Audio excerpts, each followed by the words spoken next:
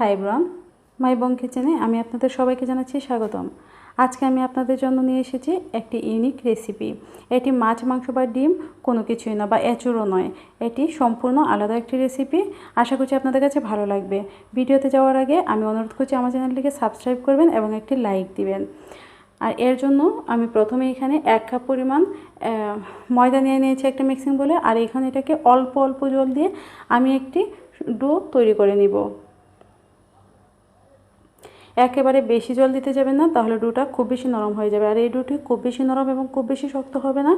দেখুন, এরকম যখন হবে তখন আমি এটাকে ঢাকনা দিয়ে রেখে দেব 1.5 ঘন্টার জন্য। তাহলে আমার ডোটা সেট হয়ে যাবে খুব সুন্দরভাবে। 1.5 ঘন্টা পরে আমি ফিরে এসেছি। দেখুন কতটা নরম হয়েছে। ঠিক যখন এরকম হবে তখন বুঝতে হবে ডোটা খুব সুন্দরভাবে হয়ে গেছে। এখন আমি এটাকে ধুয়ে নিব জল দিয়ে। আর এটাকে খুব ভালোভাবে ধুতে হবে, অনেকটা সময় নিয়ে এটাকে ধুতে হবে।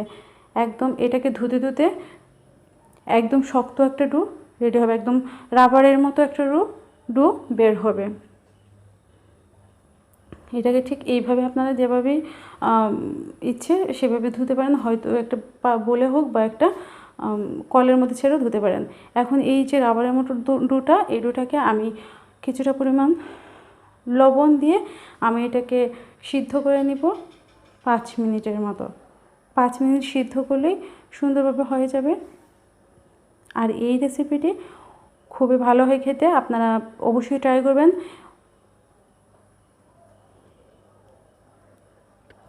এখন আমি এটাকে 5 মিনিট পর উঠিয়ে নিচ্ছি। দেখুন কত সুন্দর হয়েছে। এখন এটাকে ঠান্ডা করে নিয়ে আমি এটাকে কেটে নিচ্ছি। আমি এখানে বরফির সাইজ করে নিচ্ছি। আপনারা আপনাদের পছন্দ মতো যে কোনো আকারে এটাকে কেটে নিতে পারবেন।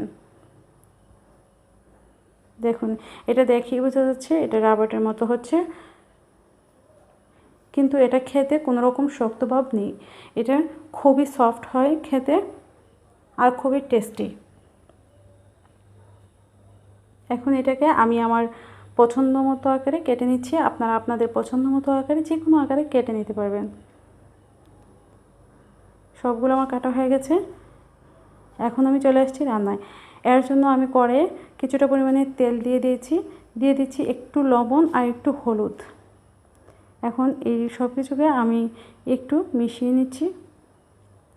এখন আমি যে বরফিগুলো রেখেছিলাম সেগুলো ভেজে নিচ্ছি। এটাকে বলে কাশ্মীর। এই কাশ্মীরের বরফিগুলো আমি এখন একটু লাল করে ভেজে নিচ্ছি।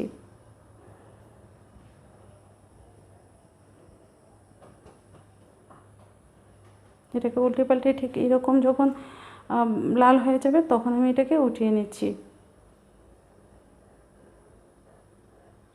ঠিক এরকম লাল করে ভেজে নিতে হবে।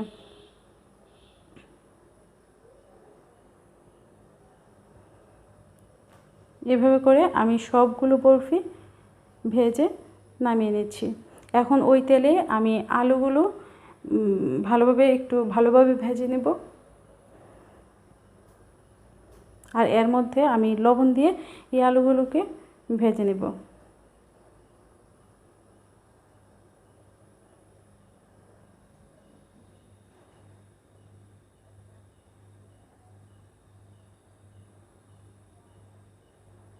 আমার আলুগুলো ভাজা হয়ে গেছে, আমি এখন নামিয়ে নিচ্ছি। এখন ওই তেলে আমি দিয়ে দিচ্ছি একটি তেজপাতা, দিয়ে দিচ্ছি এখানে 2টি লং,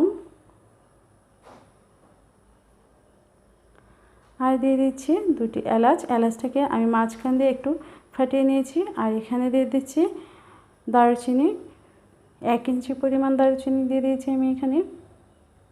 এখন দিচ্ছি আমি এখানে 5 ফোড়ন, গোটা 5 ফোড়ন দিতে হবে এখানে। 5 ফোড়নটা ভাজা হয়ে গেলে আমি এখানে অল্প পরিমাণে আদা দিচ্ছি। আদাটা শুধু ফ্লেভারের জন্য আমি দিচ্ছি। আর এখানে আমি দিয়ে দিচ্ছি একটি টমেটো। এখন এই টমেটোটাকে আমি খুব ভালোভাবে ভেজে নেব।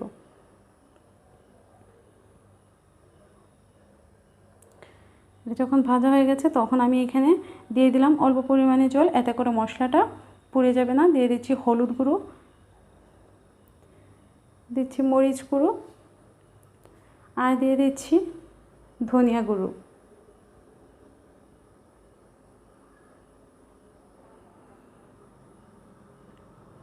দিয়ে দিচ্ছি জিরা গুঁড়ো। এখন এই সব কিছুকে আমি কষিয়ে নেব। আর এখানে দিচ্ছি স্বাদ মতো লবণ, আপনারা আপনাদের স্বাদ মতো লবণ দিয়ে দিবেন। লবণ মাথায় রাখতে হবে, আমরা কিন্তু আলু ভাজাতেও লবণ দিয়েছিলাম এবং কাশ্মীরটাতেও কিছু লবণ আছে। এখন এটাকে আমি খুব ভালোভাবে কষিয়ে নেব।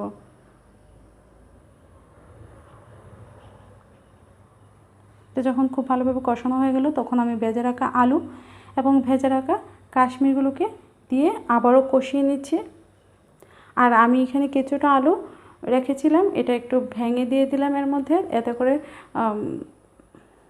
তরকারি গ্রেভিটা খুব সুন্দর ঘন হবে। এখন আমি কষিয়ে নিয়ে এখানে আমি পরিমাণ মতো দিয়ে দিচ্ছি জল ঝোলের জন্য।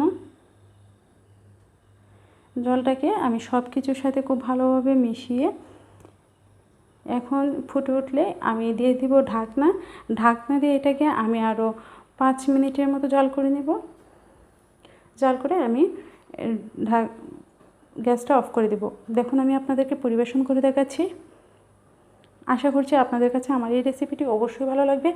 আমি অনুরোধ করব আপনাদেরকে এই রেসিপিটি একবার বাসায় ট্রাই করেন। আমার ভিডিওটি দেখার জন্য ধন্যবাদ। আর আমার চ্যানেলটিকে সাবস্ক্রাইব করবেন এবং কমেন্ট